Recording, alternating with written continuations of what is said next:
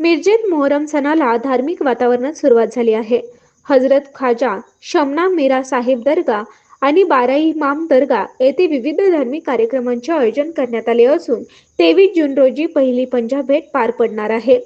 मिरज येथे हजरत ख्वाजा शमना मीरा साहेब दर्गा येथे मोहरम पंजाची स्थापना करण्यात आली असून भाविकांसाठी विविध धार्मिक कार्यक्रमांचे आयोजन करण्यात आले आहे.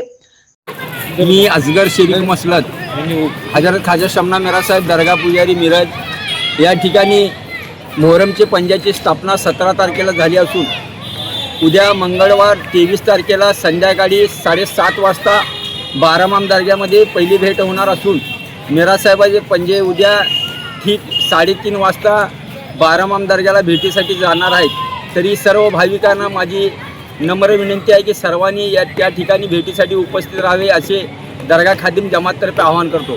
तसेच 24 तारखेला दुसरी भेट ही मीरासाहेब दर्ग्याच्या पटांगणामध्ये होणार असून तिसरी भेट 25 तारखेला पहाटे 6:30 वाजता मीरासाहेब पटांगणामध्येच होणार आहे आणि बारामामचे पंजे या ठिकाणी भेटीसाठी येणार आहेत.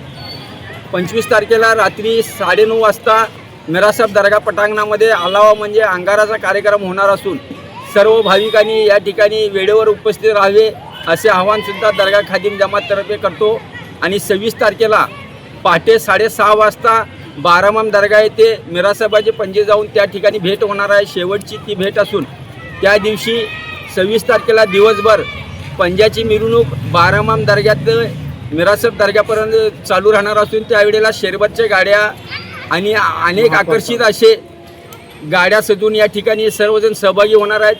सर्व शरबत गाड्यावाल्यांना मी दर्गा खादिम जमाततर्फे आवाहन करतो की दर्गा खादिम जमाततर्फे डॉल्बीवर बंदी घालण्यात आलेली आहे.